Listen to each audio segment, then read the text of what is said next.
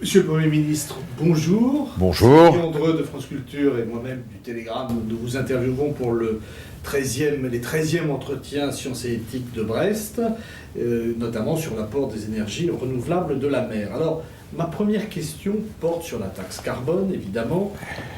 La Commission avait fixé son prix, Elle avait proposé. niveau.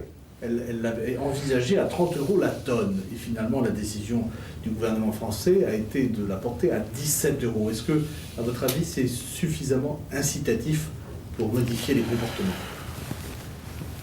Pas très, le gouvernement le sait bien. De toute façon, l'importance de la taxe carbone ne tient pas à son taux initial. Elle tient au taux stable qu'elle devra atteindre quand elle aura sa plénitude. Il faut longtemps pour ça. La France a donné son accord, après avoir refait les calculs chez elle d'ailleurs, sur l'idée que le taux de cette contribution climat-énergie, il faut garder le vocabulaire, le mot de taxe carbone, on ne l'affectera qu'à ce qui sera international, aux frontières, pour corriger les déséquilibres. Donc c'est autre chose. Et nous parlons de la contribution climat-énergie. Cette contribution, il est admis qu'elle sera vraiment efficace, vraiment. Elle poussera les gens à changer absolument de comportement quand elle aura atteint une centaine d'euros la tonne. C'est d'ailleurs, ce sont les conclusions de la commission présidée par M. Quinet qui a fait ce travail pour la France, mais ça recoupe le fait que le premier pays qui s'est lancé dans cette aventure, qui est la Suède, et qui l'a créée en 1998-19, est déjà à 100,8 € la tonne maintenant.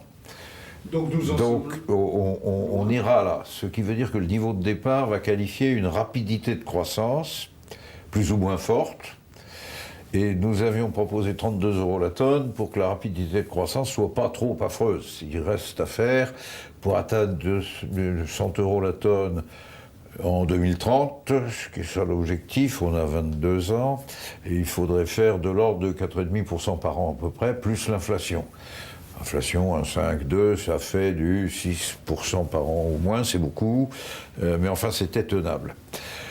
Mais nous savions, dans la commission d'experts qui travaillait, et on l'a d'ailleurs écrit dans le rapport, que ça se heurtait au fait qu'une autre partie de ce champ avait un prix différent. Pourquoi ?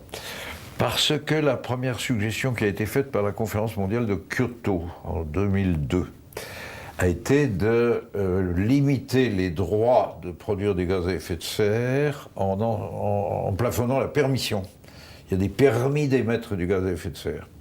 Et ces permis d'émettre du gaz à effet de serre, la suggestion de la conférence de Kyoto, c'était qu'ils soient vendables, marchands, de manière à ce que une entreprise qui en manque pour continuer son travail de production de matériaux, par exemple, enfin n'importe quoi, son travail industriel, et qui manque de quotas, puisse en racheter. Le mot de quota a été repris pour définir ces permis. Ce qui suppose qu'il y en ait qui en de trop et qui puissent les vendre. Voilà l'idée. Elle est sortie de Kyoto sur la forte suggestion de la délégation américaine, avec l'espoir de toutes les autres délégations présentes, dont beaucoup pensaient qu'une taxe serait meilleure, serait plus maligne. Mais on espérait surtout que les États-Unis signeraient pour qu'ils soient dans le coup. On a pris leur idée pour ça et ils n'ont tout de même pas signé. Ce qui a affaibli beaucoup le mécanisme de Kyoto et renvoyé à des décisions locales. Le premier grand organisme qui a pris une décision locale, c'est l'Union européenne. Et il a créé à l'intérieur de l'Union européenne, donc pas pour tout Kyoto, pas pour le monde entier, pour lui, pour l'Union européenne à l'intérieur, un mécanisme de quotas qu'on appelle un mécanisme de permis vendable d'émissions de gaz à effet de serre qu'on appelle des quotas.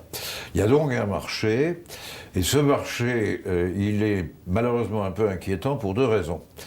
La première, c'est que de janvier à avril 2009, ce marché a connu une spéculation absolument folle. On a en 4 mois échangé 120 fois le montant de ce qu'il aurait fallu réduire de gaz à effet de serre pour tenir l'affaire. 120 fois le montant. Autrement dit, les entreprises industrielles vont sur ce marché, les énergéticiens même, pour faire de l'argent, pour spéculer, et en essayant de se défiler. On joue au Mistigri, vous connaissez ce jeu où il faut laisser le valet de pique dans la main de l'autre, et celui qui l'a, quand le jeu s'arrête, il a perdu. Et donc, chacun cherche à être débarrassé de ses quotas au moment où on va les estampiller et les valider. Et puis le deuxième problème terrible, c'est que bien sûr, le prix du gaz carbonique à émettre, il est corrélé au prix du pétrole, puisque c'est principalement à partir de la combustion du pétrole qu'on produit ces gaz. Et le prix du pétrole, s'il avait quadruplé de 2000 à 2006-7, il a perdu la moitié de son prix depuis. Et il est tombé de 140 $ le baril à environ 70. Ce qui a fait baisser le prix des quotas. Et le prix des quotas, il flotte en ce moment quelque part entre 15 et 19 € la tonne, moyenne 17.